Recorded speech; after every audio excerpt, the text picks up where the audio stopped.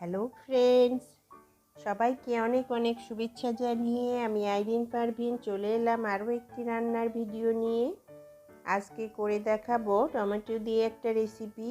আর tomato দিয়ে অনেক রকমের রেসিপি হয়, তো আজকে যে টমেটো দিয়ে রেসিপিটা করব সেটা একটা ইয়ামি রেসিপি। গরম ভাতের সাথে জাস্ট একটা অসাধারণ রেসিপি, আর এই রেসিপিটা সবাই খুব পছন্দ করে। আর এই রেসিপিটা বানানোর জন্য আমি এখানে নিয়ে নিয়েছি দুটা পেঁয়াজ মিডিয়াম সাইজের, দুইটা টমেটো নিয়ে নিয়েছি, আর 5টা কাঁচামরিচ নিয়ে নিয়েছি। আর এইগুলোকে আমি পেঁয়াজ আর কাঁচামরিচটা চপ করে নিব, আর টমেটোটা পুড়িয়ে নেব। টমেটোটার গায়ে একটু সরিষার তেল লাগিয়ে নেব। দুইটা টমেটোর গায়ে সরিষার তেল লাগিয়ে নেব। আর সরিষার তেল লাগিয়ে নিলে টমেটোটা ভালোভাবে পুড়ে। চুলার উপরে একটা বারবিকিউ জাল বা একটা নেট বসিয়ে দিলাম, দিয়ে তার উপরে টমেটো রোতা দিয়ে তারপর চুলাটা অন করে দিলাম। চুলার ফ্লেম হাই ফ্লেমে রাখবো, রেখে টমেটো দুটা পুড়িয়ে নেব। টমেটো দুইটা উল্টিয়ে পাল্টিয়ে চারপাশে পুড়াতে হবে, যেন সব সাইড ভালোভাবে পুড়ে।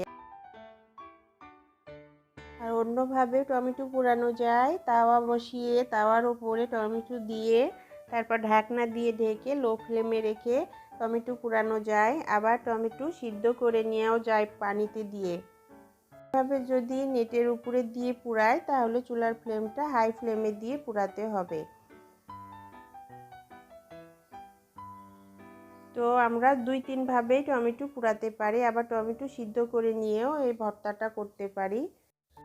তবে টমেটো পুড়িয়ে নিয়ে ভর্তা করলে টেস্টটা একটু অন্যরকম হয়।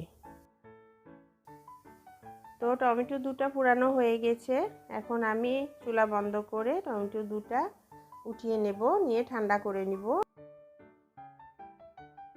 ঠান্ডা করে নিয়েছি। আর এখন টমেটোর এই যে কালো পুড়ে যাওয়া খোসাটা আছে, সেই খোসাগুলো আমি পরিষ্কার করে নেব।